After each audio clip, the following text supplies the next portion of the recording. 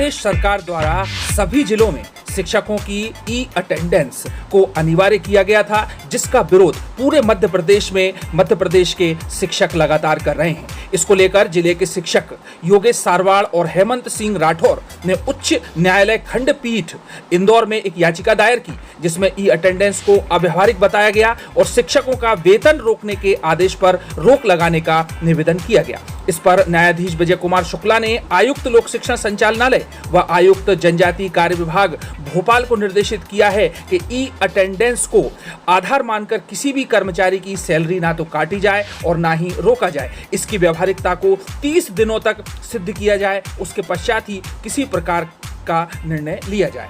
कर्मचारी चयन मंडल या ईएसबी के द्वारा 9 अक्टूबर से लेकर 13 अक्टूबर तक प्राथमिक शिक्षक भर्ती परीक्षा आयोजित की गई थी। अतिथि शिक्षकों ने मुख्यमंत्री जी को ज्ञापन दिया है और ज्ञापन में कहा गया है कि 7-8 घंटे स्कूल में बिताने के बाद में उनको पढ़ाई करने के लिए समय नहीं मिल पाया, ठीक ढंग से तैयारी नहीं हो पाई।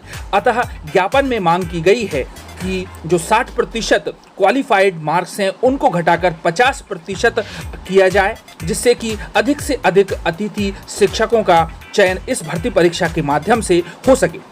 यहाँ पर उल्लेखनीय है कि अतिथि शिक्षकों के लिए 50% सीटें आरक्षित की गई हैं और साथ में ही उनकी आयु सीमा में 9 साल की वृद्धि भी की गई है। अब आगे देखते हैं कि उनके इस प्रकार ज्ञापन प्रस्तुत करने का प्रभाव किस प्रकार मुख्यमंत्री जी पर पड़ता है।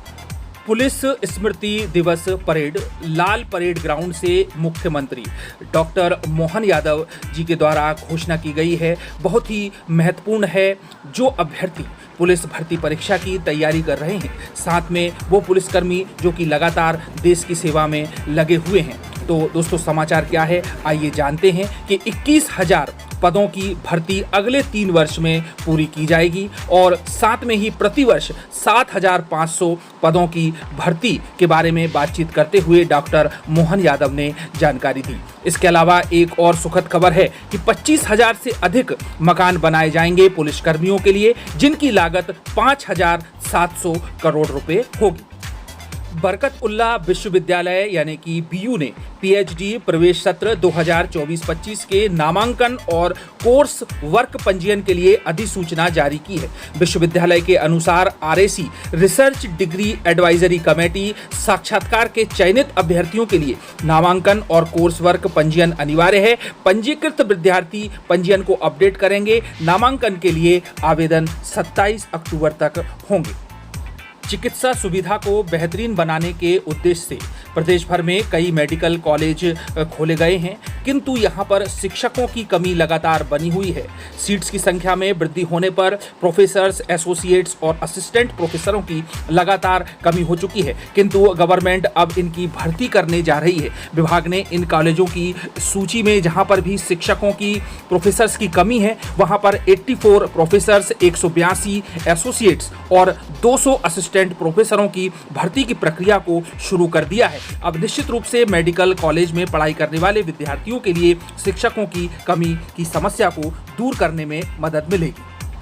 बढ़ते हैं रोजगार समाचार की ओर। तो रेलवे भर्ती प्रकोष्ठ पूर्वोत्तर रेलवे RRCNER ने वर्ष 2025 के लिए विभिन्न कार्यशालाओं और डिपो में 1104 एक्ट अप्रेंटिस पदों पर भर्ती की घोषणा की है। ये नियुक्तियां देश के प्रमुख शहरों के लिए की जाएगी, यूनिट्स के लिए की जाएगी और इस भर्ती के लिए ऑनलाइन आवेदन प्रक्रिया 16 अक्टूबर 2025 से शुरू हो चुकी है। इच्छुक और योग्य उम्मीदवार आधिकारिक वेबसाइट ner.indianrailways.gov.in पर जाकर आवेदन कर सकें। चयन प्रक्रिया पूरी मेरिट के आधार पर होगी, जिसमें 10वीं ITI के अंकों के आधार पर उम्मीदवारों को शॉर्टलिस्ट किया जाएगा। वहीं आयु सीमा सामान्य वर्ग के लिए 15 से 24 वर्ष, अन्य पिछड़ा वर्ग के लिए 15 से 27 वर्ष, अनुसूचित जाति जनजाति के लिए 15 से 29 वर्ष और दिव्यांग जन के लिए 15 से 34 वर्ष निर्धारित की गई है।